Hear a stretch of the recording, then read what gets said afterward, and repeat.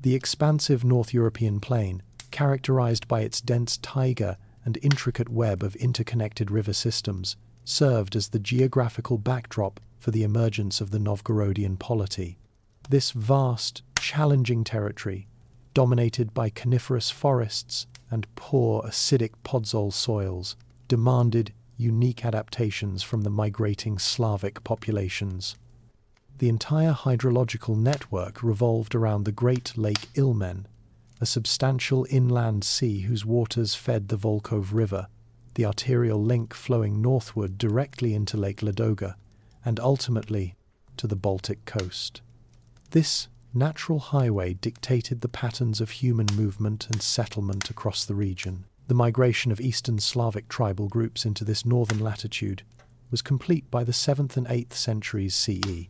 The Ilmen Slavs, whose identity became intrinsically linked to the central lake basin, established their primary communities along the Volkhov and its numerous tributaries.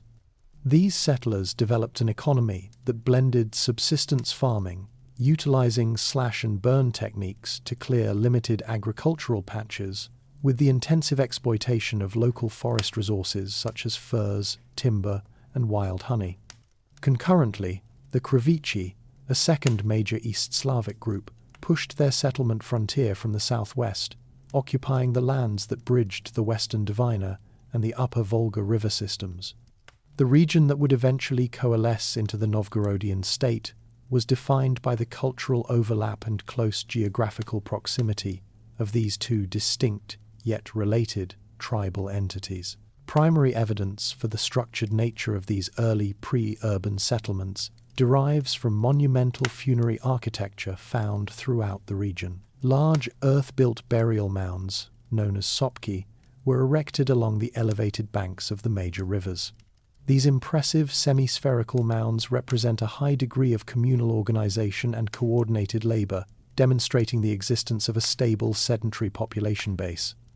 Just a quick announcement: if you enjoy this video so far, please subscribe to our channel, as it motivates us to bring you a new story every evening. This is the only kind request tonight, and we won't bother you with it anymore until the very end of today's story. Let's get back to the video. Archaeological excavation of these features reveals stratified layers and consistent burial rites, confirming a continuous occupation dating back to the 8th and 9th centuries. Artifacts recovered from the sopki typically include distinct Slavic pottery featuring comb-stamped or undulating wave patterns, simple iron implements, and, crucially, evidence of boat-based funerary rituals, which underscore the integral role of riverine transport in their daily lives and spiritual practices. The sheer concentration of these burial complexes signifies the decisive transition of these groups from simple migratory bands to established, resource-based communities ready for political consolidation. This firm foundation of settled culture and economic structure was prerequisite for the later development of a centralized urban and administrative core. The geo-economic fate of the region was immutably determined by its position astride the primary communications spine of Eastern Europe, known to history as the waterway from the north to the empire. This immense, navigable corridor was not merely a convenient path, but the most crucial long-distance trade axis, connecting the markets of the Baltic Sea with the commercial and political heart of the Byzantine world, Constantinople. The Novgorodian lands, situated at the northern nexus of this system, held strategic control over the passage connecting the Gulf of Finland via Lake Ladoga and the subsequent Dnieper River network that flowed to the Black Sea. This corridor functioned as a dynamic channel for the exchange of wealth between two radically different economic zones. From the affluent, commodity-driven markets of the south, particularly the Byzantine capital, flowed sophisticated manufactured luxury items. These included fine Byzantine silk cloth, exotic spices, processed goods like wine, and highly valued jewelry. These items moved north, catering primarily to the nascent elite and establishing a demand for high-value foreign imports. The outward flow from the northern territories consisted almost entirely of raw, non-agricultural resources, commodities harvested directly from the vast northern forests. Essential trade staples comprised immense quantities of pelts and hides, crucial for warmth and leatherworking across Europe, along with beeswax, vital for religious candles in Orthodox churches, and slaves, captured through local warfare, and considered a highly liquid form of capital. The value of these northern exports was principally calculated in imported precious metals, particularly silver dirhams from the Islamic caliphates, which permeated the trade system via the Volga route and reached the Baltic through Novgorodian exchange. The establishment of this commercial axis necessitated continuous and often tense interaction with the diverse local populations. The territories immediately surrounding Lake Ladoga were sparsely inhabited by various Finnic tribes, including the Chud, Vez, and Meria. These indigenous groups, skilled in hunting and resource extraction, became crucial partners and sometimes rivals in the fur trade that underpinned the local economy. Their specialized knowledge of the deeper forest and its resources was essential for sustained extraction operations. Simultaneously, the sea lanes and northern rivers experienced the heavy presence of Scandinavian maritime groups, collectively known in Eastern sources as Varangians or Rus. These Norse adventurers, traders, and mercenaries established fortified staging points along the waterways to safeguard their convoys and facilitate the extensive portage points required to move vessels between river basins, such as the critical gap between the Lovat and the Dnieper tributaries. These foreign maritime interests were not merely transient visitors. Their military organization and trade expertise provided the institutional framework necessary for developing the small Slavic settlements into a major international entrepot, laying the necessary foundation for the administrative control and political power that would soon define the city's identity. The future city of Novgorod was fundamentally conceived at the intersection of these powerful global economic forces. The foundational narrative for political control in the Northern Territory is enshrined in the primary chronicle, a source compiled centuries after the events it purports to describe. This foundational text presents the account of the calling of the Varangians in the year 862 CE. According to this semi-mythological story, the disparate, feuding Slavic and Finnic tribes, including the Ilmen Slavs and the Chud, were unable to maintain internal order. They subsequently dispatched an embassy across the Baltic to the Varangian groups, issuing the famous invitation, "Our land is great and abundant, but there is no order in it. Come and rule over us." This invitation was purportedly answered by the Norse leader Rurik, who arrived with his brothers Sinius and Truva, establishing distinct administrative footholds among the various tribes.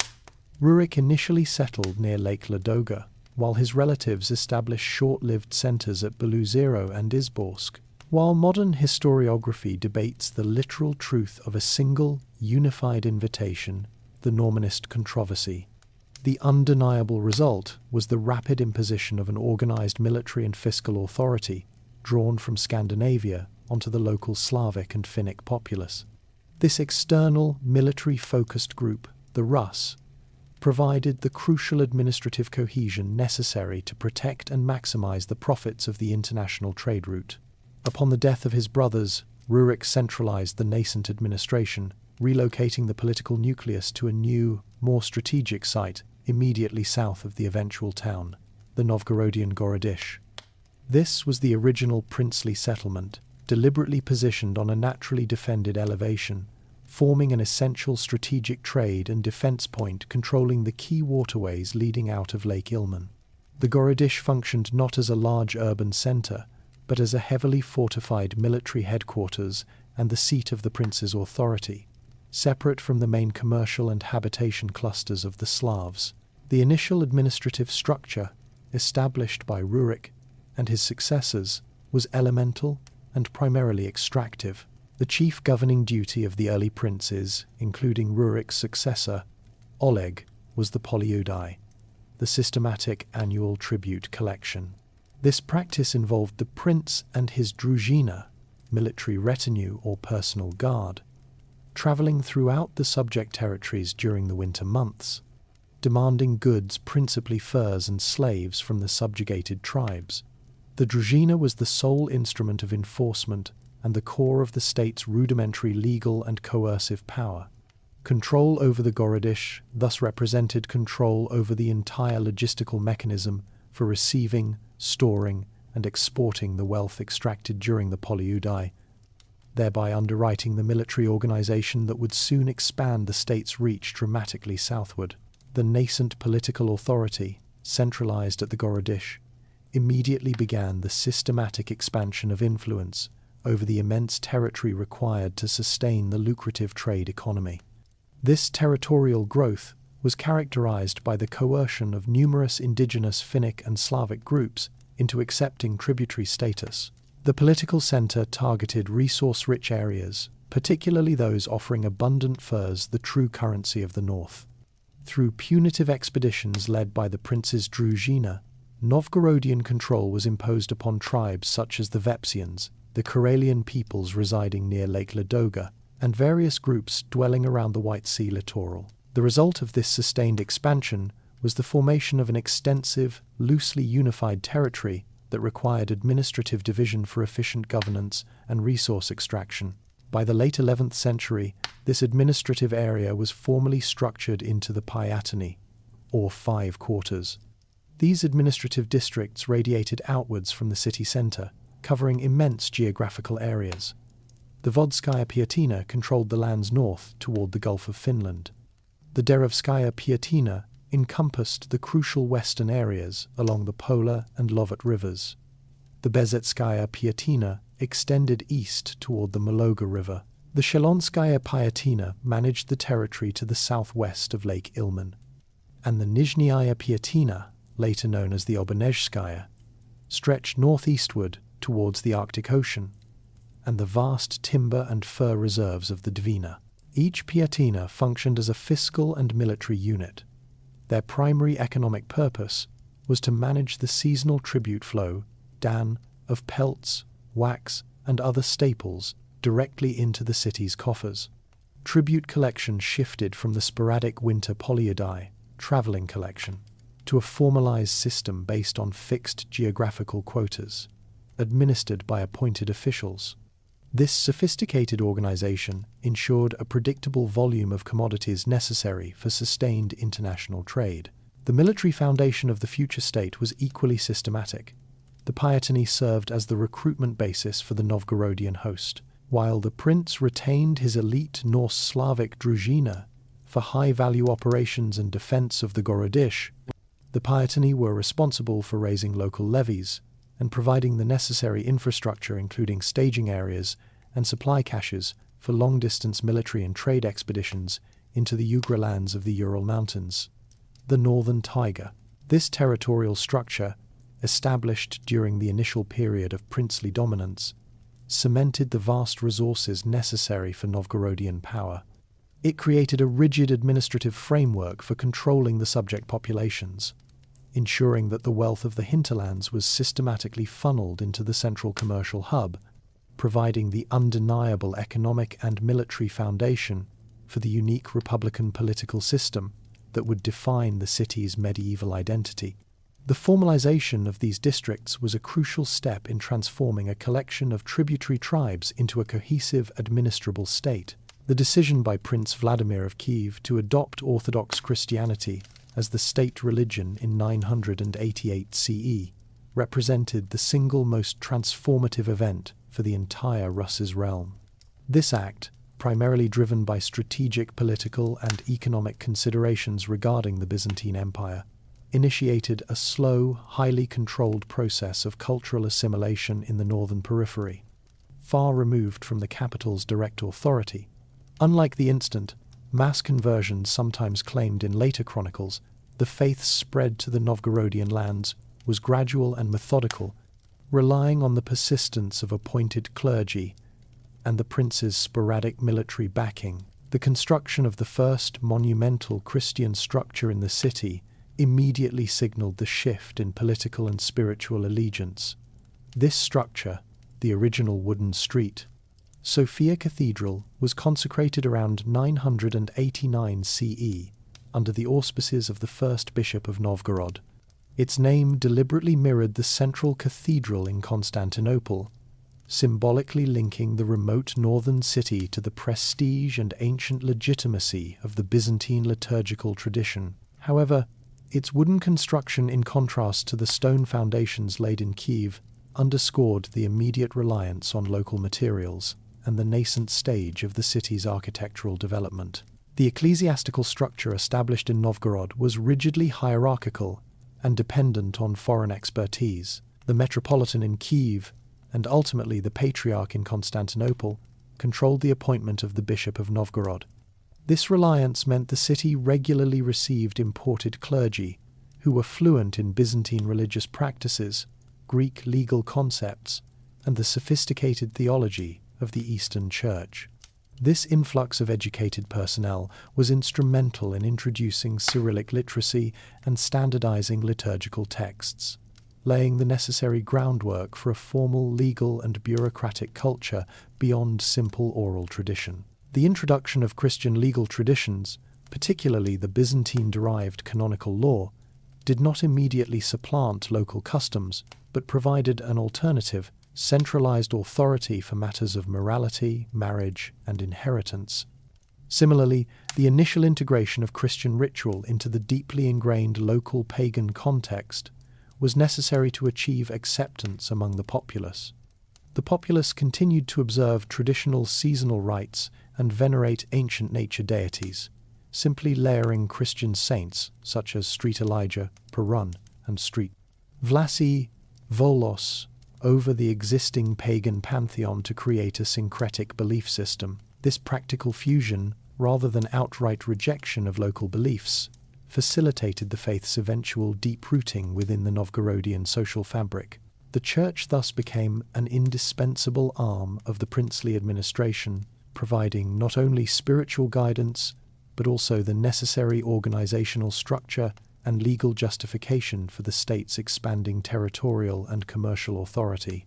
The reign of Prince Yaroslav in the early 11th century proved pivotal, acting as the critical hinge between the initial era of absolute princely rule and the city's eventual republican phase. Born a son of the Grand Prince Vladimir, Yaroslav was sent north to govern the Novgorodian lands, a common practice for Kiev's heirs apparent.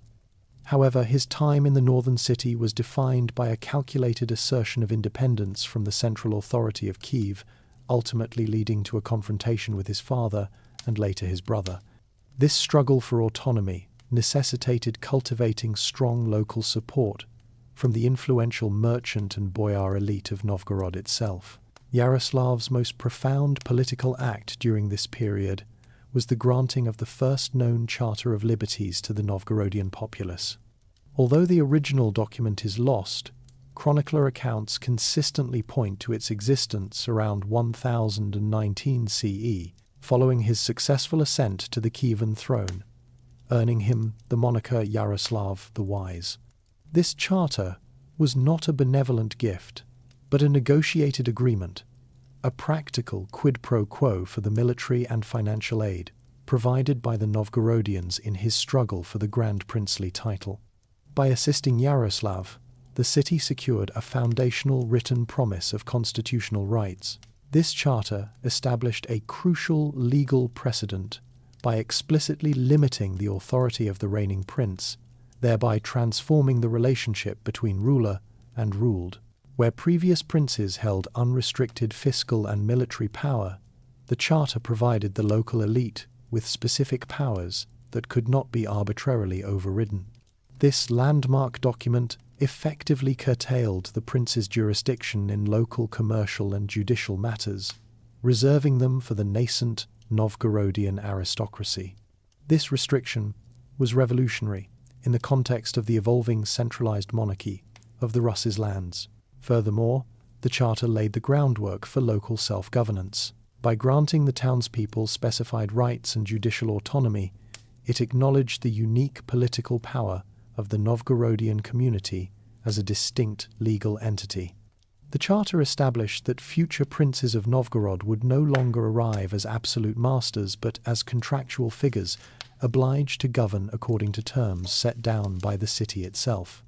This contractual nature of rule was entirely unique within the decentralized but still monarchical Rus's system. The document thus served as the initial, most vital step toward the later establishment of the full-fledged Veche Republic, establishing that the source of legitimate authority in Novgorod stemmed not solely from dynastic right, but from the consent and codified liberties of its powerful citizens.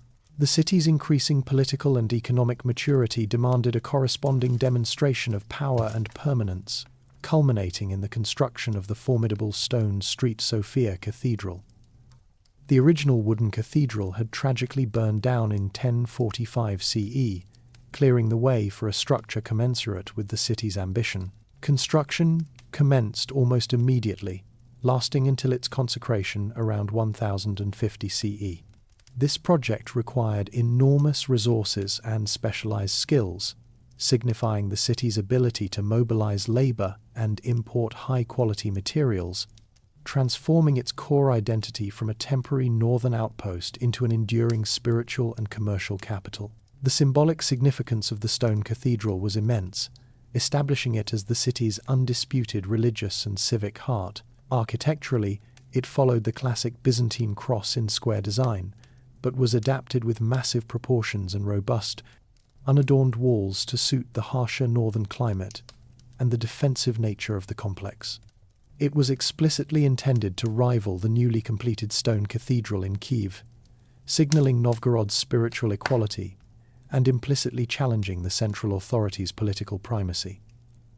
The cathedral housed the city's most sacred relics, administered its most important oaths, and became the central repository for state documents and treaties, placing the church at the absolute center of secular life. Simultaneously with the cathedral's erection, the adjacent area on the left bank of the Volkhov River was developed into the Novgorodian Kremlin, known locally as the Detonets. The initial construction of the Detonets involved a systematic program of earthen ramparts and timber walls surrounding the cathedral complex and the princely court. This rapid development transformed the area from a loose collection of buildings into a unified, impregnable core defensive structure. The location was chosen for its strategic command over the river, ensuring control over the passage of all trade traffic north-south, and vice versa. The Detonets served numerous critical state functions beyond mere military defense. It housed the residence of the Archbishop, later Metropolitan, confirming the church's protective relationship with the state. Crucially, the complex housed the princely court and its attendant administrative staff, and contained the state treasury, where silver currency, furs, and diplomatic gifts were securely stored. This concentration of spiritual, administrative, and economic power within a singular fortified enclosure underpinned the stability and continuity of Novgorodian governance, making the Detonets the undeniable physical expression of the city's sovereignty and its rising status within the Rus's world. The stone cathedral and the fortified Detonets complex collectively provided the indispensable architectural and institutional framework for the republican system that would soon evolve. The foundation of Novgorod's unique political system lay in the veche, a popular assembly with deep roots in Slavic customary law. This system was neither invented by the Republic nor confined solely to Novgorod, as assemblies of elders or free men had long existed in many early Slavic communities. However, in Novgorod, the veche evolved beyond a local meeting into the supreme legislative and judicial organ of the state. Its legitimacy derived from the long-standing tradition that all significant decisions, particularly those concerning warfare, peace, or taxation, required the consensus of the community's free male citizens. The practical operation of the veche was centralized around a key public space, Yaroslav's court. This large market area, located across the Volkhov River from the Kremlin, served as the principal gathering site, symbolically separating the assembly of the populace from the military and religious authority housed within the fortress walls.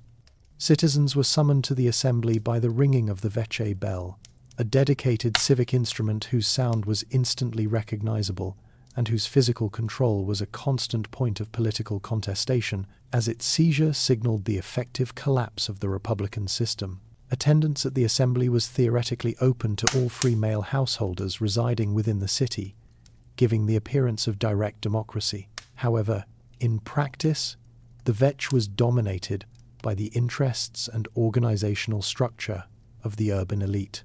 This aristocracy consisted primarily of the wealthy boyars and influential merchants who controlled wealth, military resources, and vast rural landholdings.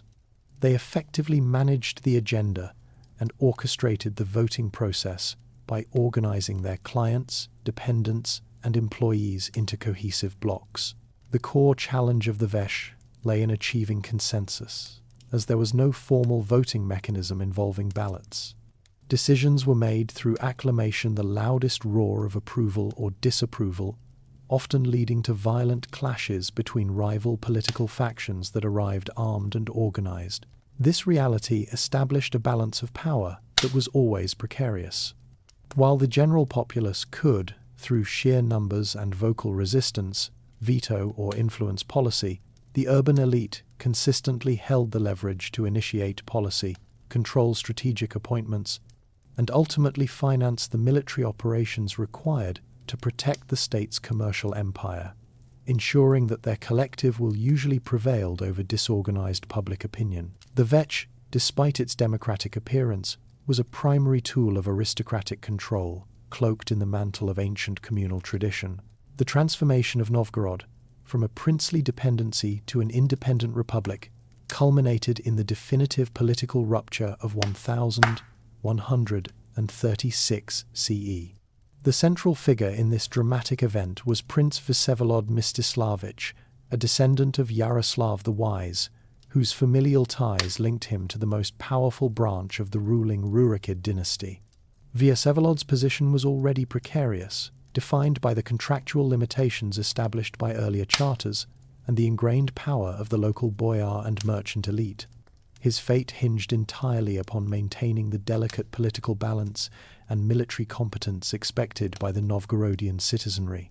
The immediate catalyst for the confrontation was a series of military setbacks, particularly a disastrous campaign against the neighboring Finnic tribes, the Chud, which resulted in a heavy defeat at the hands of Prince Izyaslav of Suzdal.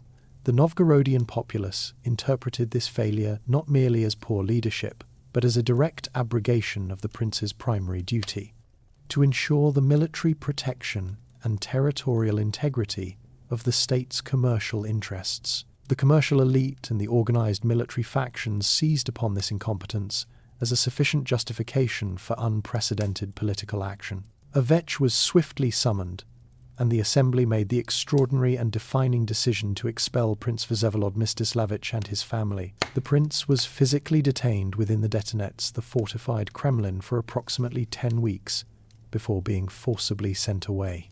This action, recorded definitively by the chroniclers, was entirely unique in the political history of the Russ's lands. The prince was not deposed in favor of a stronger Rurikid rival. He was systematically dismissed by the governed.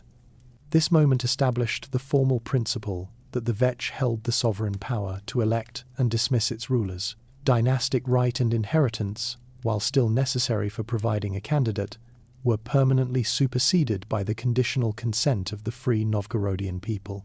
The prince's role was fundamentally redefined from an independent sovereign to a hired military governor, a functionary who held power by contract, accountable for his actions, and disposable if his performance proved unsatisfactory to the aristocratic council. Furthermore, Vsevolod's expulsion effectively severed the formal tie to the Kievan Grand Prince, marking the permanent dissolution of Novgorod's political subordination to the south. While Novgorod would continue to invite Rurikid princes to rule, it was often from less powerful, regional branches, ensuring they lacked the territorial base or familial leverage to impose their will on the Northern Republic. The city had declared itself a self-governing entity, establishing a political independence that allowed the Boyar Council to fully institutionalize the Republican government and assume complete control over administrative and foreign policy matters.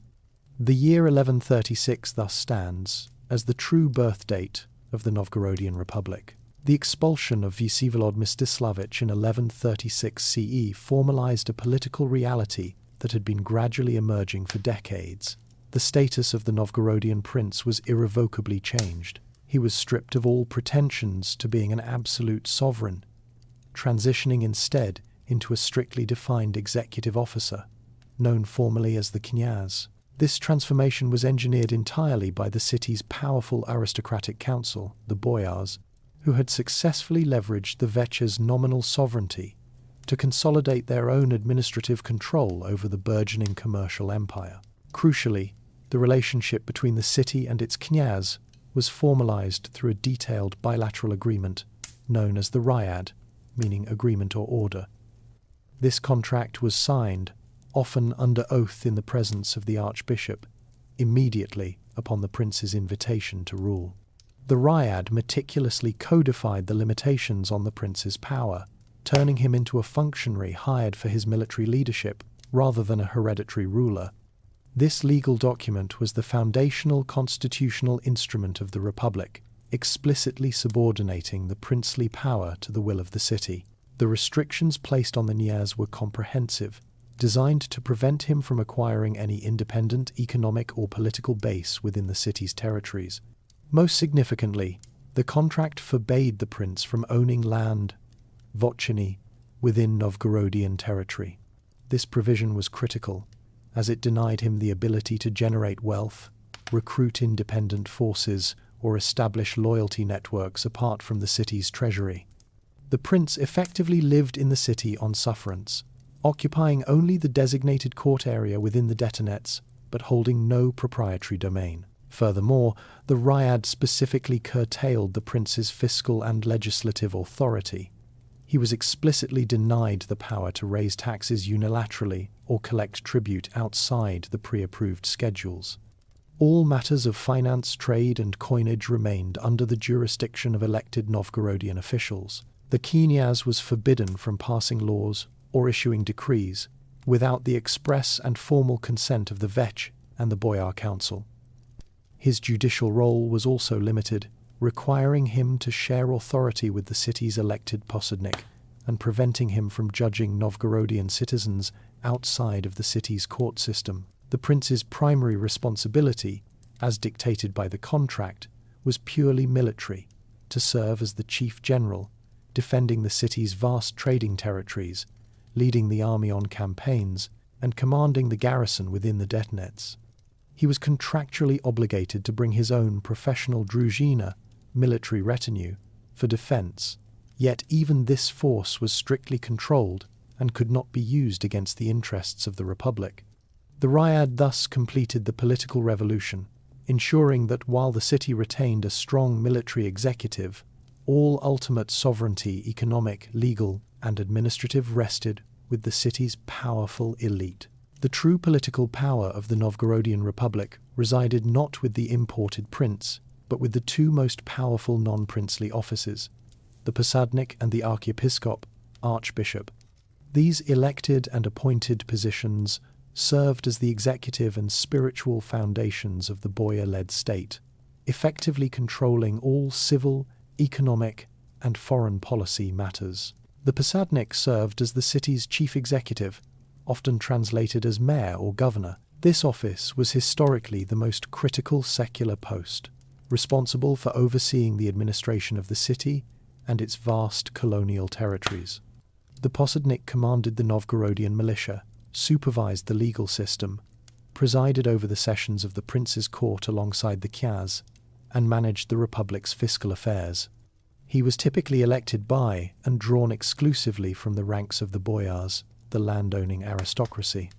After the independence of 1136, the term of office was limited, which initially encouraged turnover, but the rise of powerful boyar clans led to the dominance of just a few families in this role.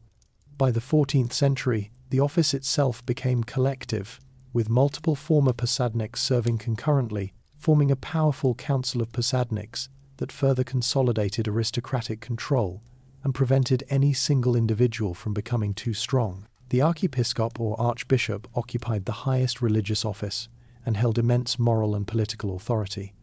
Unlike other Russian principalities where the metropolitan appointed bishops, The Novgorodian archbishop was elected by the veche, often upon the nomination of the boyars, and then confirmed by lot, an act seen as divine selection. His spiritual authority made him the principal mediator in all severe civil disputes, foreign negotiations, and internal factional conflicts within the veche. He was often the only Novgorodian official powerful enough to confront a tyrannical prince or to negotiate on equal footing with foreign rulers. Furthermore, the Archbishop's Street, Sofia treasury held significant wealth derived from tithes and vast landholdings, providing the Republic with an independent financial reserve and an additional source of political leverage. The Novgorodian elite, specifically the boyars, systematically controlled these and other key political and economic offices. This oligarchy maintained its power through inherited land wealth, vocheny, and strategic intermarriage, forming a network of about 300 families that dominated the city's life. They controlled the Tysiatsky, literally thousandman, an office responsible for urban police and militia organization, initially representing the merchant class but increasingly co-opted by the boyars. Through control of the Posadnik and the Boyar Council, the true governing body, which met secretly within the Kremlin walls, the elite made all decisions regarding war and peace, the terms of the prince's riad, and the distribution of colonial wealth. The entire republican apparatus, though nominally sovereign to the veche, functioned as a finely tuned instrument for the preservation of boyar privilege and the expansion of their commercial domain. The Republic of Novgorod possessed a political anomaly unique among medieval Slavic states. The archbishop was not merely the spiritual head, but the primary unifying political figure. After the constitutional break with the princes, the Metropolitan of St. Sophia's authority transcended that of a typical diocesan leader. He provided the crucial stabilizing element of permanence that counterbalanced the rotating terms of the Posadniks and the transient nature of the invited knyaz. This unique power was rooted in his symbolic and administrative functions. The archbishop's election process itself conferred immense legitimacy. Candidates were usually nominated by the Boyar Council, but the final choice was often confirmed by casting lots before the icon of St. Sophia. This ritual elevated the selection above mere factional politics, presenting the result as divine will, an authority no secular official or assembly could reasonably challenge. This provided the archbishop with the moral capital to serve as the ultimate chief mediator in the endemic civil disputes and paralyzing veche conflicts that frequently erupted between the competing boyar factions. Administratively, the Metropolitan held tangible tools of state authority. He was the custodian of the state treasury, a critical role that prevented any secular executive from gaining immediate, unchecked access to the Republic's accumulated wealth. Furthermore, the archbishop was entrusted with the state seals, the instruments necessary for validating all major treaties, charters, and diplomatic correspondence. This gave him effective veto power over foreign policy and economic agreements. When the veche elected a new prince, the archbishop administered the contractual oath, formally legalizing the prince's subordinate position within the Republic. The Cathedral of St. Sophia, the oldest stone structure in the northern Russia's lands, was the symbolic center of the entire Republic. More than a place of worship, it functioned as a combination of national sanctuary, legislative archive, and diplomatic hall. The massive, golden-domed structure contained the sacred iconography and relics that defined Novgorodian identity. Within its walls were stored the most important state documents, treaties, and legal codes. The phrase for St. Sophia, Za Sviatuyu Sofiu, became the rallying cry of the Novgorodian militia, invoked in both foreign campaigns and during internal civil strife, signifying the defense of the Republic's liberty, faith, and unique constitution. The Metropolitan thus acted as the stabilizing anchor in the decentralized system of the Republic. His office was not dependent on land inheritance like the boyars, nor military success like the prince, but on a unique blend of spiritual mandate and pragmatic secular control. This role positioned him as the most powerful and enduring official, the unifying spiritual and political figure whose continuity of tenure provided the essential institutional stability that sustained the Republic for centuries. The Republic's unique political structure was fundamentally predicated upon its economic life. Long-distance trade served as the absolute foundation of its extraordinary wealth and diplomatic standing. Unlike the southern principalities of Rus, whose economies were based on agricultural feudalism, Novgorodian power derived almost entirely from controlling a massive export-import enterprise that spanned from the Baltic Sea deep into the eastern taiga. This commercial focus meant that ensuring the continuous flow and security of goods was the paramount function of the state, often superseding internal political maneuvering. The city acted as the critical entrepot, the single intermediary point where Western European commodities met the raw products of the northern forests. The primary exports generated by the Republic's vast colonial holdings were furs, particularly sable, squirrel, and ermine, honey, and wax, the latter being indispensable for European church candles. In return, Novgorod imported precious metals, primarily silver bullion and coin, as the Rus's land had virtually no silver mines, salt, a vital commodity for food preservation, cloth from Flanders, and specialty items like wine and spices. The institutional heart of this international exchange was the Gostiny Dvor, the city's dedicated foreign quarter, situated on the commercial side, opposite the Kremlin. This precinct was a segregated area where foreign merchants could reside, store their goods, and conduct business under special regulations. While various nationalities traded here, the most crucial group were the German merchants from the Baltic cities, operating under the protection and strict rules established by the Novgorodian government. The Republic's integration into the Hanseatic League trade network was a decisive factor in its medieval economic dominance. The Hanse was a powerful confederation of North German and Baltic commercial cities, and Novgorod served as the League's easternmost contour, or trading post. This relationship was formalized through detailed treaties that governed everything from debt repayment and security guarantees to weights, measures, and the jurisdiction over disputes. The German merchants, who headquartered at the Peterhof within the Gostiny Dvor, enjoyed considerable privileges, but they were also strictly confined to their compound and subjected to Novgorodian law, often overseen by an elected local official known as the Shutsi. This institutionalized relationship guaranteed the Republic access to Western capital and markets, securing the flow of wealth that financed its elaborate political system and its vast military economic dominion. The entire system operated as a carefully managed fiscal entity, controlled by the powerful boyars who collectively held a monopoly on the trade of the most valuable exports. The immense economic pressures exerted by the Republic's reliance on European trade necessitated constant aggressive expansion into the continent's farthest reaches. Since the wealth of Novgorod was fundamentally based on furs, specifically the highly prized sable, ermine and fox pelts, the Republic had to continuously secure new, untapped sources as hunting depleted the western forests.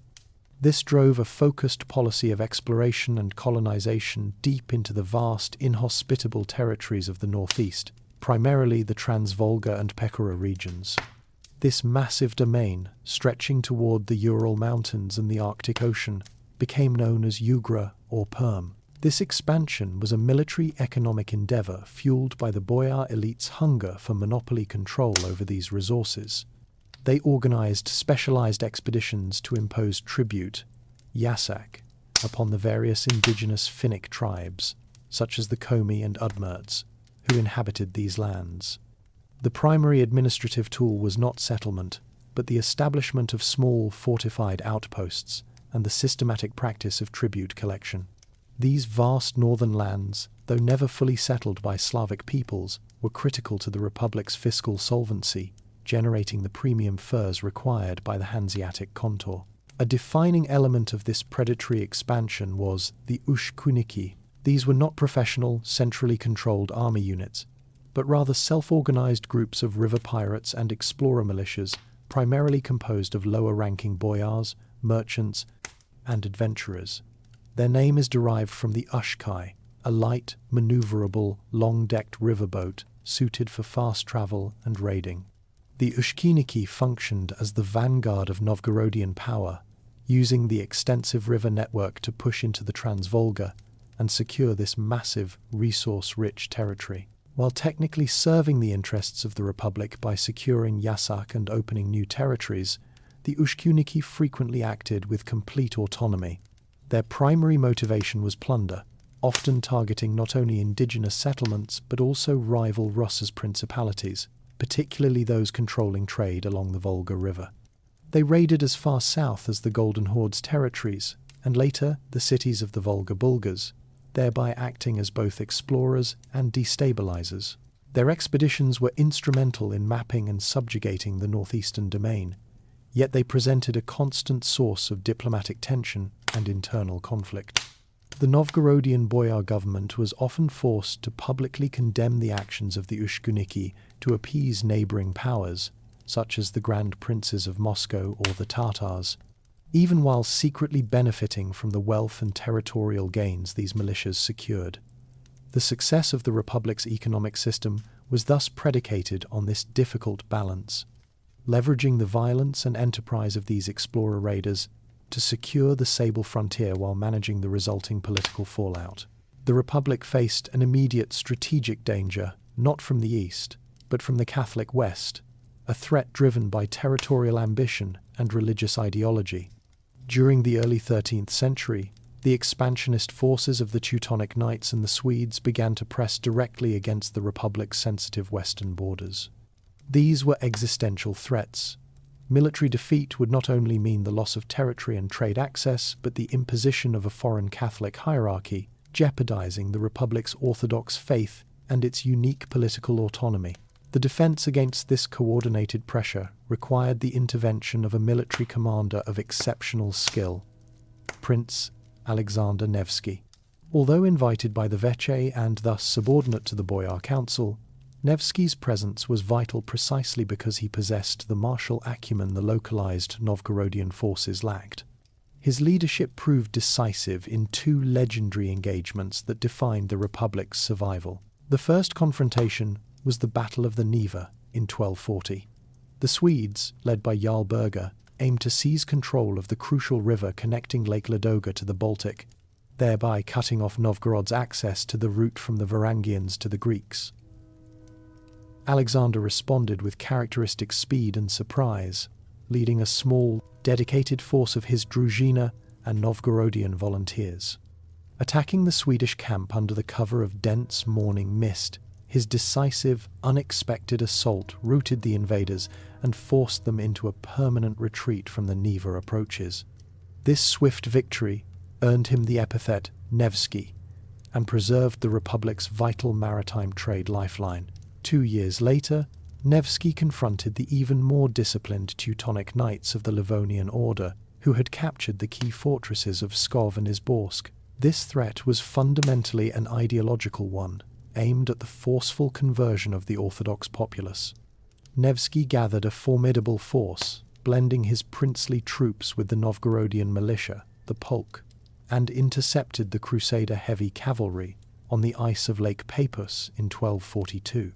This engagement, known as the Battle on the Ice, Ledovoy Pobush, saw Alexander utilize the environment masterfully. He positioned his less mobile infantry forces defensively and allowed the Teutonic wedge formation, the Schiltron, to advance onto the thawing ice. The subsequent counterattack focused on flanking the heavily armoured knights, surrounding them, and exploiting their lack of mobility. The resulting defeat was catastrophic for the Order, halting their expansion eastward and permanently preserving Novgorodian independence from the Latin West. More significantly, it secured the Orthodox faith within the Republic's domain, ensuring its cultural and religious distinction from its Catholic neighbours. Alexander Nevsky's strategic choice to prioritize the defense against the West was crucial, especially as the Mongol threat emerged simultaneously in the East. The pivotal event of the mid-13th century across Eastern Europe was the invasion of the Mongol Golden Horde. Beginning in 1237, the unified Mongol armies under Batu Khan swept through the fragmented principalities of Rus, unleashing a period of unparalleled devastation. Major southern centers like Ryazan, Vladimir, and the former capital, Kiev, were systematically destroyed, resulting in widespread massacres, the loss of much of the educated elite, and the collapse of established political and economic structures. This event permanently shifted the geopolitical landscape of the region. Crucially, Novgorod experienced a strategic salvation, being one of the few major cities of Rus to be spared direct invasion. The primary historical consensus attributes this preservation to two principal factors. Firstly, the Mongols' logistical constraints were severely tested by the vast northern forests, taiga, and the impassable marshlands south of the city, particularly as the spring thaw approached in 1238. The harsh, non-agricultural landscape offered few resources necessary to sustain the large cavalry forces needed for siege warfare. Secondly, the Mongols may have deemed the seizure of the wealthy but politically remote Novgorodian lands logistically unnecessary, given their immediate objective of securing the steppe and advancing westward. Despite avoiding physical destruction, the Republic was nevertheless forced into vassal submission to the Golden Horde. Beginning with the first census and tribute demands in the 1242, Novgorod entered into a complicated non-military relationship with the Tatar overlords, which required the payment of an annual substantial tribute, dan. This tributary obligation was validated by the issuance of a yarlik, patent or charter, from the Khan, which legally recognized the Republic's political existence and granted its chosen prince the right to rule. Maintaining this subservient relationship demanded a delicate balance of political maneuvering. The Novgorodian boyars, acting through their prince, such as Alexander Nevsky, had to ensure the timely and full delivery of tribute to the Khan's agents, known as the baskaki. Any attempt at defiance would have invited the punitive military action that leveled other Rus' cities. The key to preserving Novgorodian autonomy was successfully convincing the Golden Horde that the existing arrangement, facilitated by the Republic's established bureaucracy and extensive trade network, was the most efficient way to extract northern wealth. The Mongol yoke fundamentally changed Novgorodian political strategy. The veche and the boyar council became masters of diplomatic compromise, carefully choosing princes who possessed sufficient political ties and personal rapport with the Khans to negotiate favorable terms and forestall intervention. This enforced external submission paradoxically solidified the Republic's internal political power, as the boyar oligarchy had to present a united front to manage the immense financial demands of the Khan, reinforcing the local elite's control over the treasury and all trade profits. The nature of the Mongol conquest, while imposing severe tribute demands, resulted in a crucial paradoxical benefit for the Republic of Novgorod. By focusing their destructive military power and subsequent administrative energies almost entirely on the fragmented principalities of southern and central Rus', the Golden Horde effectively diverted the attention of Novgorod's most persistent domestic rivals, the Grand Princes of Vladimir, and, later, the emerging rulers of Moscow. Prior to the invasion, the Novgorodian struggle for political freedom was primarily internal, dedicated to resisting the dynastic claims of the powerful southern princes who viewed Novgorod as an exploitable resource within their patrimony. The Mongol devastation fundamentally weakened the military and economic capacity of these southern centers. Their rulers became preoccupied not with subjugating the profitable northern trade center, but with the immediate existential task of rebuilding their destroyed cities, managing internal succession crises, and desperately vying for the Khan's favor to secure the all-important yarlik for grand princely authority. This external distraction provided the Republic with an unprecedented window of political opportunity. While the rest of Rus' faced economic contraction and intense political centralization under Mongol supervision, Novgorod was left comparatively alone to continue its commercial and political development, relatively unchecked by domestic threats. The veche and the boyar council seized this chance to further cement the institutional reforms that had been slowly developing since the expulsion of Prince Vsevolod. The lack of a strong, unified external military threat from within Rus' allowed the Novgorodian elite to perfect their system of oligarchic self-governance, Furthermore, the Mongols' primary interest was economic extraction, not territorial administration. Since the Novgorodian system was already proficient at collecting and concentrating vast quantities of wealth through its trade networks, the Golden Horde found it far simpler and more efficient to leverage this existing, competent bureaucracy, rather than attempt direct military occupation. The Republic effectively became the most successful tax collector for the Khan in northern Rus, a role that ensured its immediate political survival and structural continuity. This enforced distance from the center of Russian dynastic politics allowed the Republic to reinforce its unique legal identity. While other Russ's lands saw the growth of autocratic rule modeled on the centralized Mongol system, Novgorod entrenched its tradition of contractual governance, ryad, and popular consultation, veche.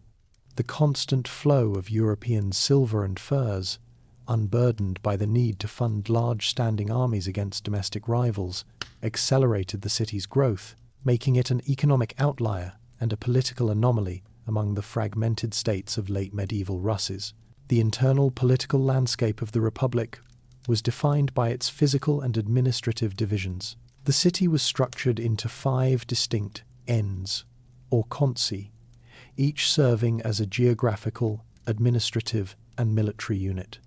These 5 districts, Narevsky, Lyudinov, Goncharsky, Plotnitsky, and Zayasky, were not merely neighborhoods, but crucial components of the constitutional framework. They operated with a high degree of autonomy, possessing their own local veche gatherings, separate militias or polk, and independent systems for managing trade within their specific purviews. This decentralized structure ensured no single faction could easily dominate the entirety of urban life. Central control, however, was perpetually contested by the prominent aristocratic families, collectively known as the boyars. These were the great landowners and financiers whose fortunes derived from owning the vast northern Volosti territorial districts and controlling the Republic's most lucrative fur and silver trade routes. Power struggles were not abstract ideological debates, but tangible, often violent, rivalries between these boyar clans, such as the Beretsky and Anfimovich families, for command of the Republic's key offices. The boyars used their wealth to influence the veche, often utilizing organized groups of supporters, sometimes mercenaries, to ensure favorable votes, demonstrating that the celebrated popular assembly often masked a deep-seated oligarchic control. The system of checks and balances designed to prevent tyrannical rule was remarkably complex, but inherently prone to civil unrest. The principal executive officer, the posadnik, was theoretically elected by the veche, but in practice, he was chosen from a narrow pool of elite boyar families. This election was fiercely contested because control of the posadnik's office meant control over the judiciary, foreign policy implementation, and military administration.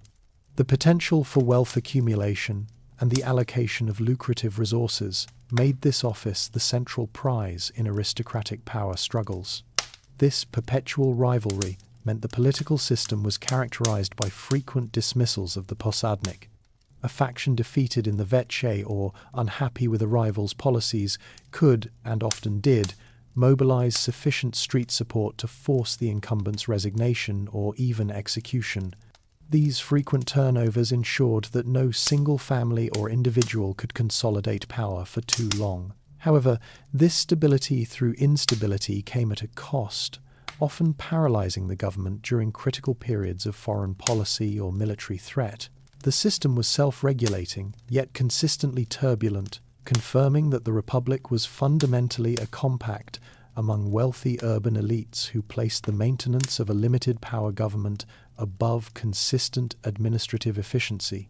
The Republic of Novgorod's true power was rooted not in its urban politics, but in the economic and political control it exerted over its vast northern resource territories, known collectively as the Novgorodian land. This dominion extended across the entire North European plain, stretching from the borders of Livonia and Sweden in the west to the Ural Mountains in the east, encompassing territories that today constitute much of northwest Russia.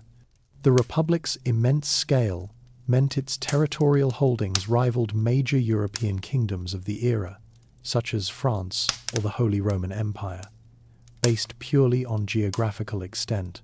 The administration of this immense resource base was formalized through the paietany, 5 administrative quarters, which projected the city's authority and facilitated the systematic extraction of wealth.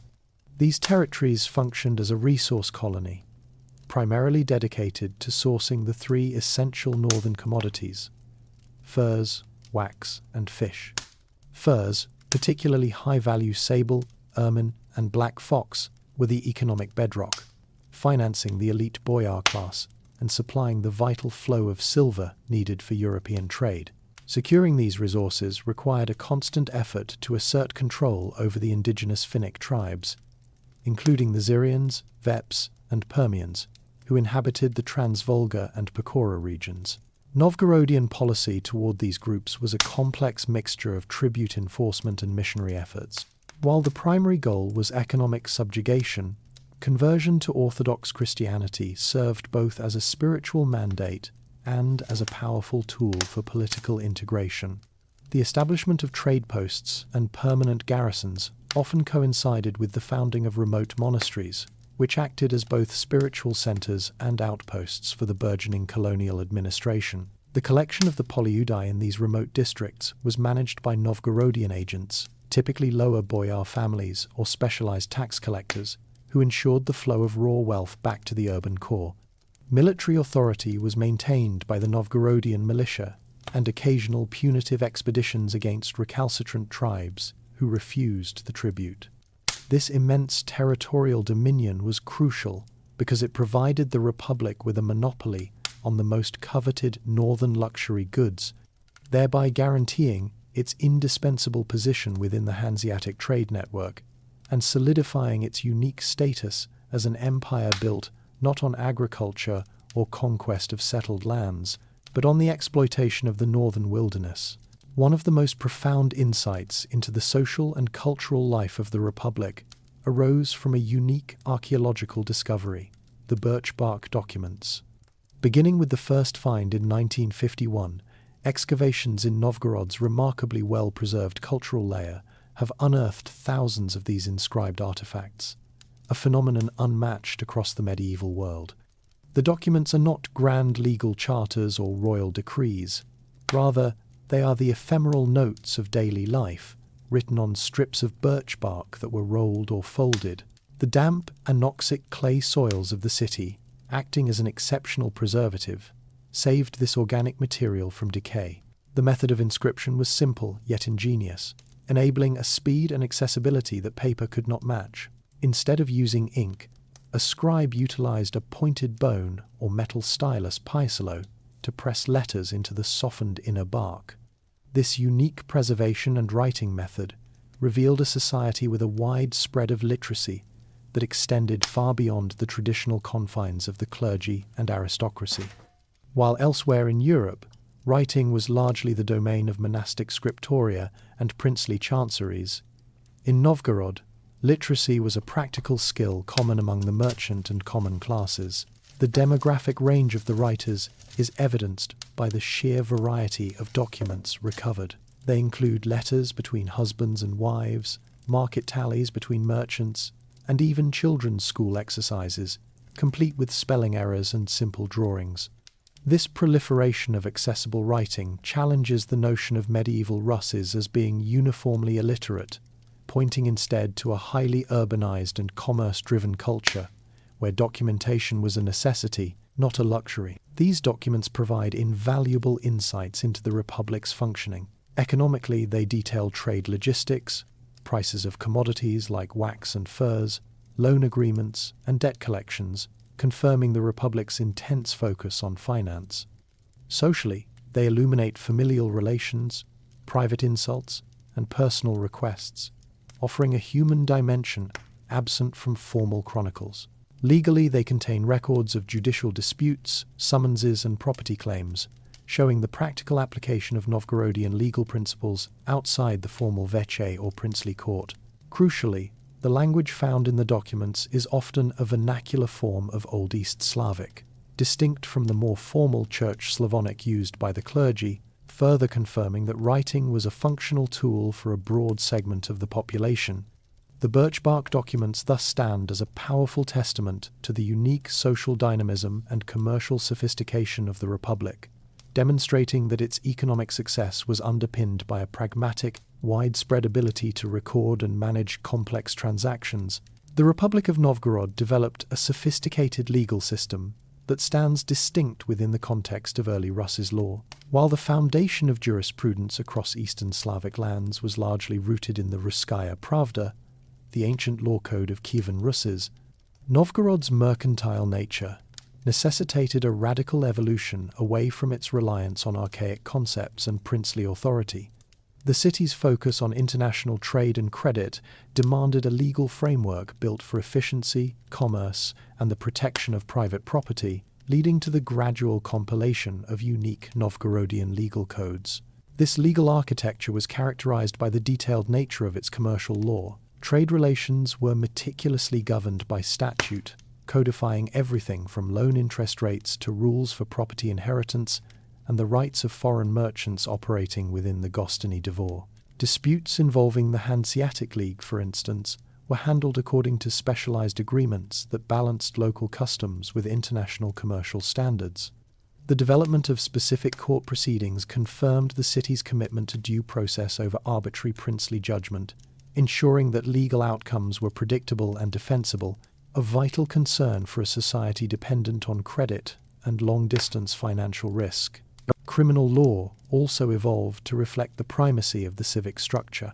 While capital punishment existed, the system often prioritized fines and restitution over purely corporal punishment, aligning financial penalties with the economic value of the damage incurred. The legal process itself was highly formal and increasingly reliant on written contracts, a direct consequence of widespread urban literacy and the need to document complex transactions. These contracts were essential for guaranteeing trade agreements and loans, serving as tangible proof in court cases involving merchants, landowners, and even common laborers. The Posadnik and the prince presided over separate jurisdictions, but the most crucial judicial authority eventually settled with the Archbishop's court for matters of family, inheritance, and moral law, alongside the secular boyar-controlled courts. This division of judicial power further reinforced the republican structure, preventing any single official from monopolizing legal enforcement.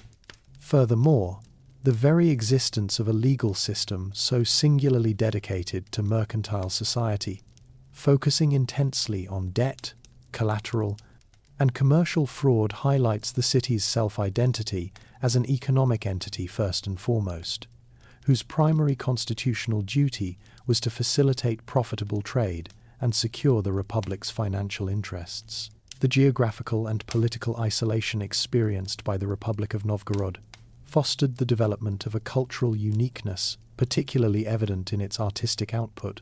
Freed from the direct aesthetic and theological domination of Kiev, or, later, Vladimir Suzdal, a distinctive Novgorodian school of icon painting and fresco art emerged. This school was characterized by a specific set of attributes that differentiated it from the more somber, formal Byzantine styles prevalent in the south. Novgorodian icons displayed a vibrant palette, favoring bright reds, emerald greens, and deep yellows. The figures were often rendered with bold, distinct lines and exaggerated, expressive gestures, moving away from the ethereal and elongated forms of the Byzantine prototypes. This aesthetic reflected the city's pragmatic, almost rough-hewn sensibility, emphasizing direct communication over mystical abstraction. A prime example of this local artistic identity is the Miracle of Street, George and the Dragon icon. Novgorodian versions of this subject often depict the horseman with tremendous dynamism and a flattened, almost decorative presentation of form, transforming the religious narrative into a powerful civic symbol of military defense and triumph. The Republic's wealth, derived from its mercantile activities, resulted in a high demand for religious art, not only for major cathedrals, but also for numerous smaller churches.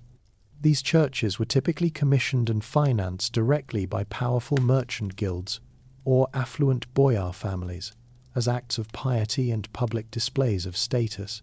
This decentralized patronage, as opposed to strictly princely or monastic sponsorship, is a crucial factor in Novgorodian architectural history.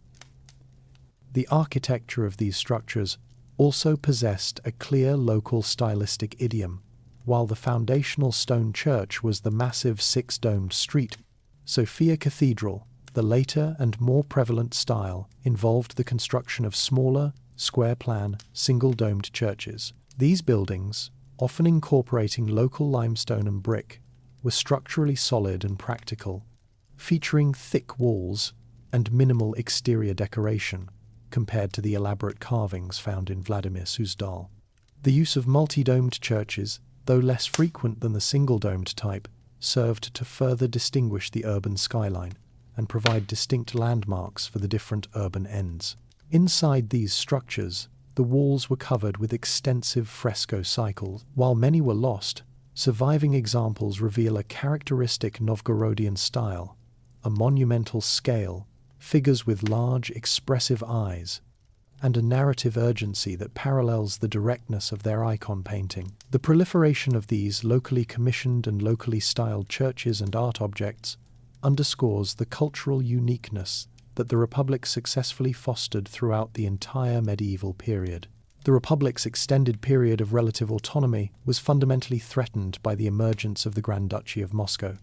As Muscovy systematically consolidated territories across central Rus during the 14th and 15th centuries, an inevitable strategic and ideological clash developed. Moscow's political model was defined by autocratic rule and territorial expansion centered on the absolute power of the Grand Prince, an approach antithetical to Novgorod's tradition of democratic governance and decentralized power, held by the veche and boyars. Moscow successfully exploited the legacy of Mongol domination, utilizing the Khan's Yarlik charter to legitimize its accumulation of power, a process that saw smaller principalities annexed or subjected.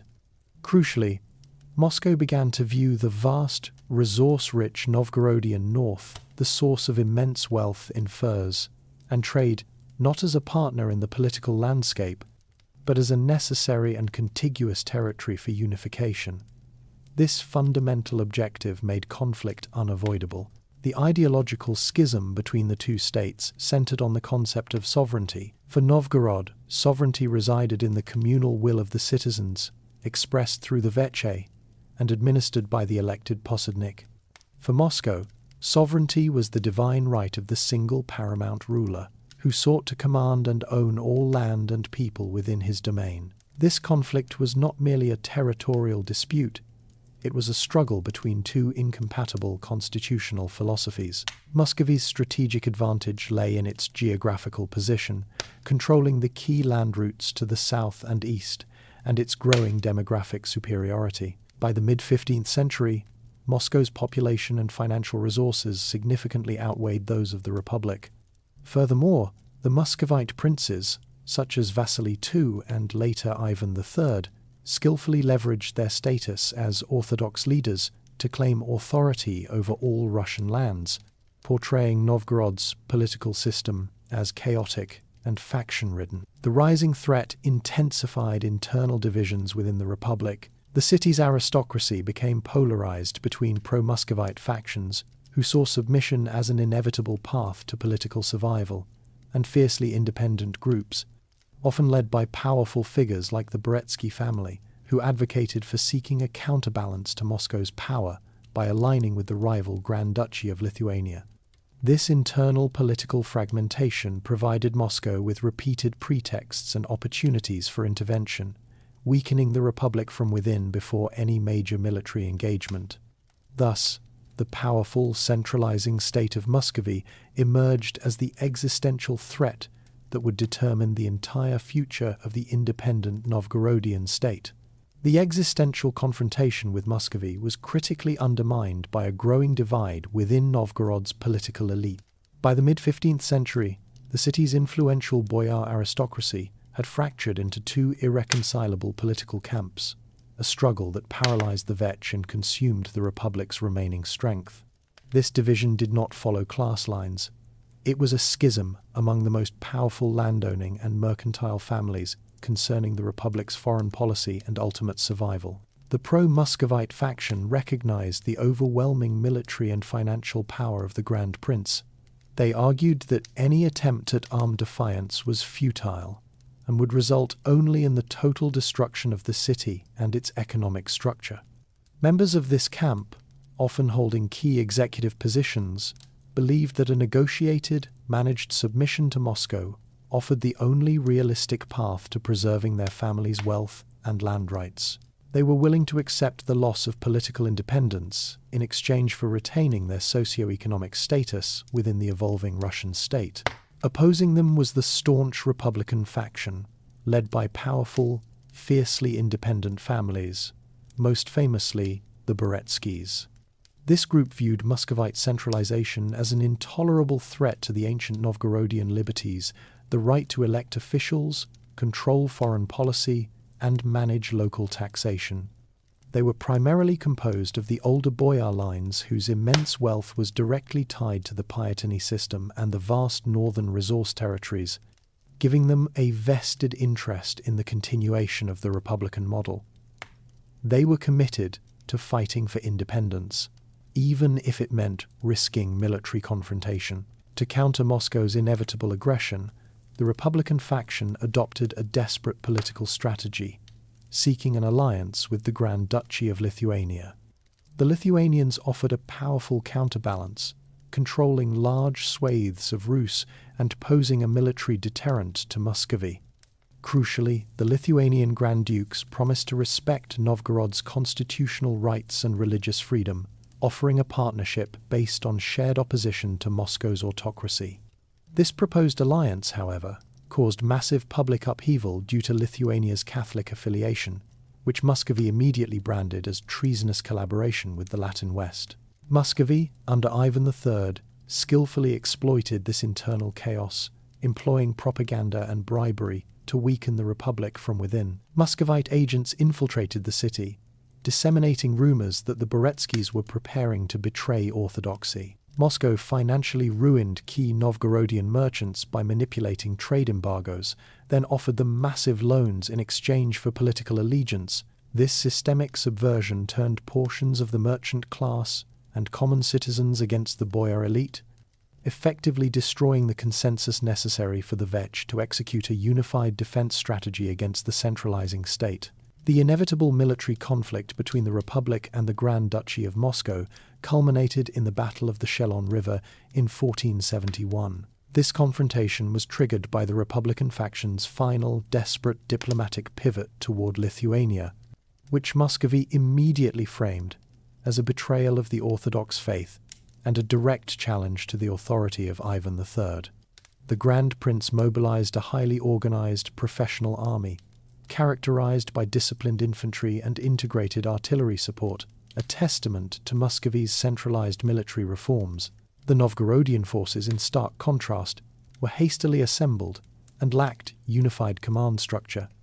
The defense was nominally led by the appointed voyevoda, military governor, Prince Vasily Shwisky, but the actual political and emotional core of the resistance lay with the civilian leadership, notably the Boretsky family. Martha Boretskaya, the widow of a former posadnik, personally financed and organized a large contingent of troops, while her son, Dmitry Boretsky, held one of the key field commands. The Novgorodian army consisted primarily of a city militia citizens and commoners often lacking specialized training, supplemented by contingents from the northern landholders, and a detachment of ill-prepared troops supplied by the Lithuanian Grand Duke. The battle took place near the Shelon River, southwest of the city, where the two armies unexpectedly met. The Muscovite forces, estimated at around 1,000 to 12,000 highly trained soldiers, were commanded by Prince Daniil Kolmsky. The Novgorodian host, despite being larger on paper, estimated at 2,000 to 3,000, suffered from critical organizational and tactical deficiencies. The deep political divisions running through the city translated directly into a lack of cohesion and mutual support on the battlefield, with some contingents reportedly abandoning the field before the fight began. The military engagement was decisive and brief. Kolmsky's disciplined troops executed a swift, coordinated attack that shattered the Novgorodian militia's linear formation. Muscovite tactics emphasized shock and maneuver, capitalizing on the militia's inability to withstand a focused charge. The resulting rout was catastrophic, effectively destroying the military capacity of the Republic in a single afternoon. Official Muscovite records claim approximately 1,2,000 Novgorodian casualties and capture rates that included a significant portion of the city's remaining political elite. The immediate consequence of the defeat was the complete loss of the Republic's external defense capability.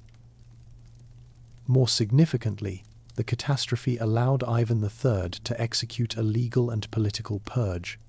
Dmitry Boretsky was captured and, on the orders of Ivan III, immediately executed, marking the first time a Muscovite prince had executed a Novgorodian citizen, a clear violation of the Republic's ancient liberties. This act symbolized the total shattering of Novgorodian sovereignty and paved the way for the inevitable annexation. The immediate aftermath of the Shelon defeat saw the Novgorodian elite desperately negotiate with Ivan III to avert total catastrophe. The Grand Prince, however, was in a position of overwhelming strength and dictated the humiliating peace treaty signed in 1471.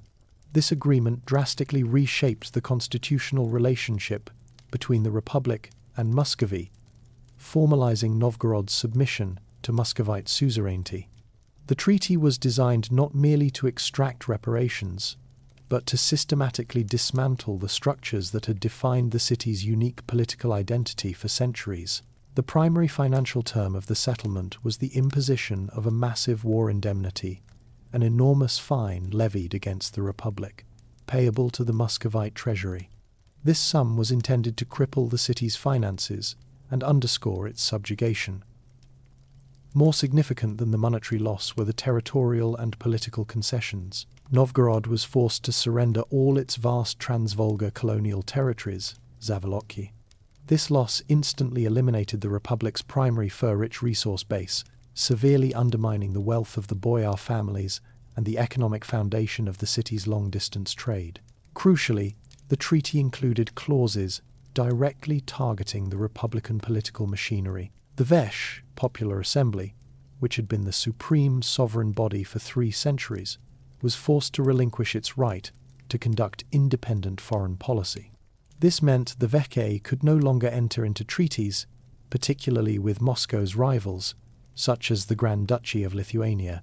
Furthermore, the Novgorodian courts were obliged to adopt the Muscovite judicial code, replacing the city's unique mercantile legal traditions. This transfer of judicial authority was a deliberate step toward integrating the Republic into the centralizing legal apparatus of Muscovy. The power of the Posadnik, chief executive, was also curtailed, reducing the scope of the office to purely municipal affairs under the prince's oversight. The treaty formally stipulated that the Grand Prince would henceforth receive all major appeals and legal complaints, establishing his final authority over the Republic's governance. While the Archbishop nominally retained his spiritual authority and custody of the state seal, his political independence was compromised, forcing him to act more as an agent of Muscovite interests than a Novgorodian patriot. Though the city's right to internal self-governance was superficially maintained by the treaty, the agreement represented a decisive formal step toward the abolition of its republican structure. The terms ensured that Novgorod was stripped of its military and financial means to resist further encroachment, transforming the once proud republic into a vassal state dependent on Moscow's tolerance. The treaty left the city in a state of constitutional limbo, waiting only for the final, inevitable stroke of annexation. The humiliating peace of 1471 was merely a prelude to the final systematic annexation of the Novgorodian Republic by Ivan III, known as Ivan the Great. The Grand Prince recognized that the treaty had successfully neutralized the city's military and financial capacity, leaving the constitutional structure intact but hollow. The final act of absorption began in 1478, following several years of calculated political provocation and mounting diplomatic pressure from Moscow. Ivan III leveraged a series of minor legal and political disputes to force a final confrontation. The crucial ideological turning point came when Ivan insisted that Novgorodian embassies address him with the term Gosuda, sovereign lord, rather than the traditional, less deferential title used in prior agreements. When the Novgorodian elite acceded to this demand, they symbolically acknowledged the Grand Prince as their absolute hereditary ruler, an act that directly contradicted the Republic's foundational principles of elected governance. This acknowledgement provided the pretext for Ivan to demand the complete abolition of the remaining Republican institutions.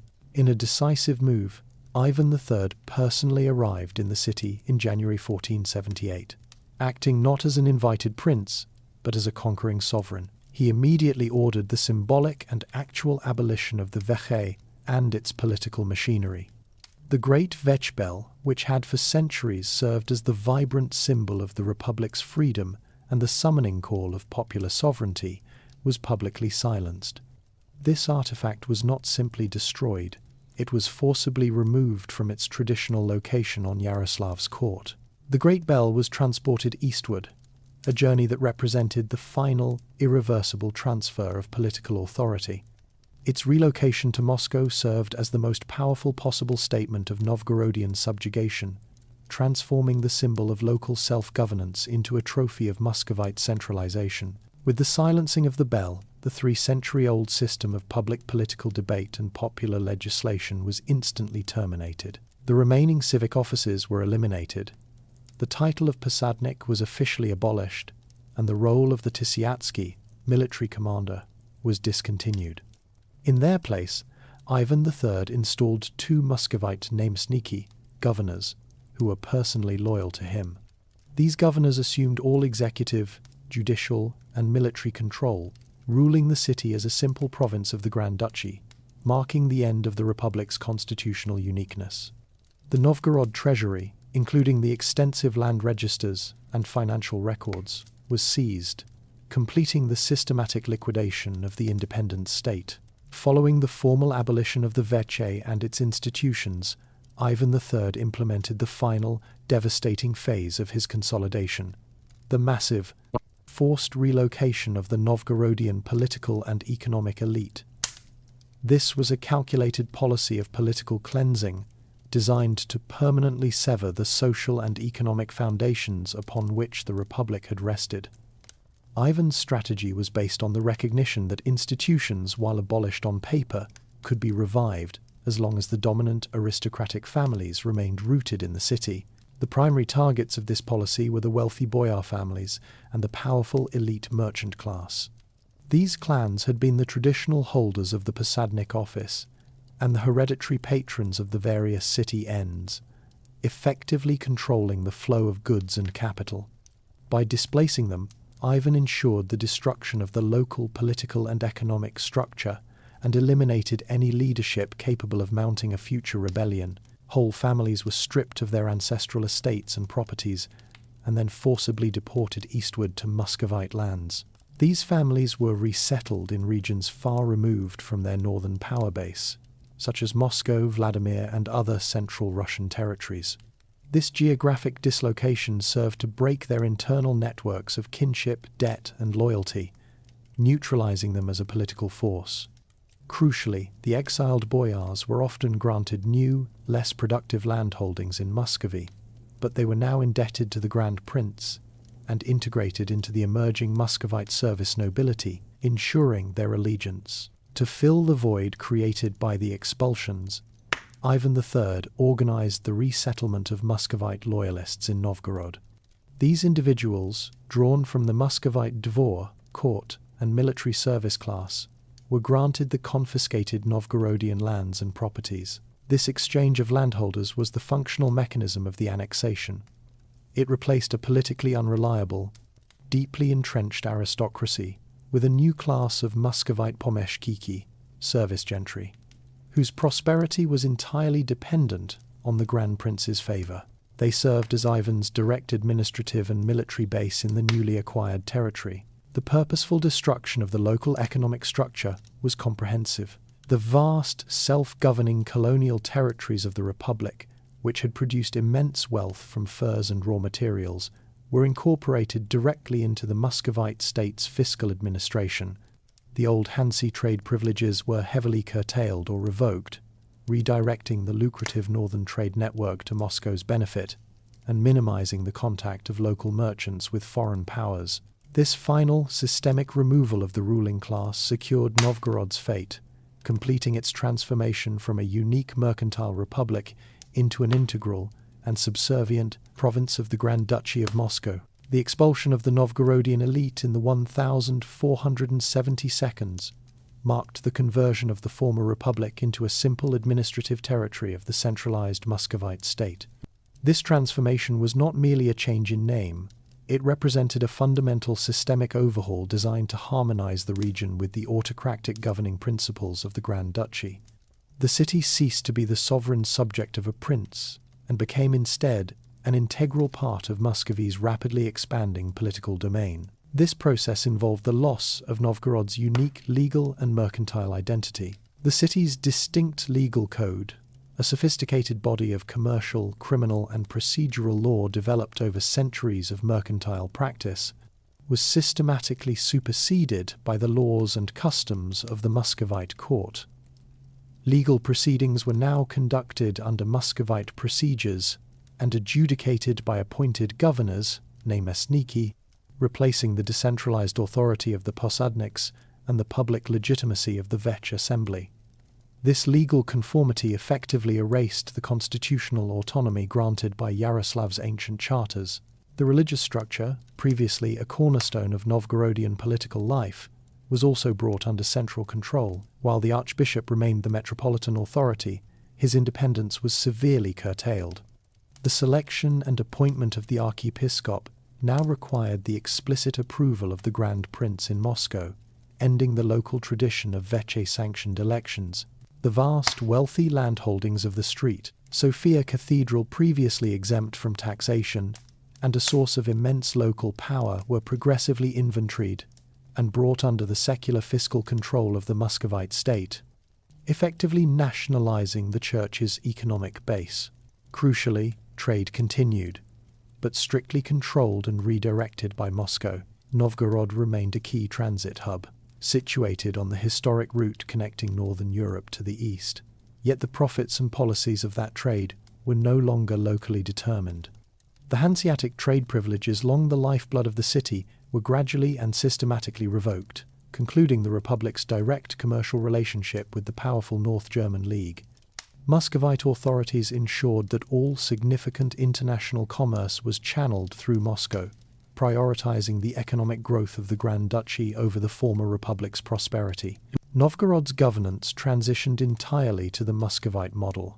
Its extensive northern resource territories, the Pyatony, were reorganized into standard Muscovite administrative districts. The regional governors ruled with absolute authority derived directly from the Grand Prince, effectively transforming the former republic into a mere Muscovite uyezd county. The memory of the republic's independent governance gradually receded, replaced by a centralized administration that tolerated no political dissent or unique civic privileges. The eventual absorption of Novgorod into Muscovy did not erase its political and cultural imprint. Rather, the city's 3 centuries of republican governance left a lasting impact, establishing a profound symbol of Russian civic potential within the historical narrative. The Republic's complex constitutional framework, featuring the powerful veche assembly, the executive posadnik, and the influential archiepiscop, stands as the most sophisticated example of decentralization and constrained authority in the entire East Slavic world. This political model, based on contractual relations with its rulers, Ryad, and public deliberation, provided a historical precedent for non-autocratic administration. Though extinguished, The memory of this system offered a potent counter-narrative to the ideological absolutism advanced by the Tsardom of Moscow, becoming a recurrent touchstone for later Russian political thinkers contemplating alternative paths of national development. Beyond governance, the Republic ensured the preservation of a unique cultural and artistic heritage. The distinctive Novgorodian school of icon painting, celebrated for its emotional expressiveness, dynamic composition, and vivid color contrasts, fostered an aesthetic identity that distinguished the region from the rest of Rus. This artistic tradition continued to influence northern church construction and devotional art for decades following annexation. Furthermore, the massive archaeological discovery of birch bark documents reveals a society defined by a far greater depth of functional literacy among its populace, including women, merchants, and common labourers than existed elsewhere. This extensive written culture underscores a pragmatic, legally aware society, fostered by centuries of self-governance. The collective identity encapsulated in the Republic's self-designation, Lord Novgorod the Great, Gospodin Veliki Novgorod, was deeply rooted in sovereign civic pride rather than dynastic loyalty. This memory of an independent entity was sustained long into the Muscovite period, distinguishing its inhabitants from those who had always lived under hereditary monarchical rule. Even centuries after its political demise, the Republic's history served as a constant reminder of a time when the North, wealthy, litigious, and commercially integrated with Western Europe, charted its own course.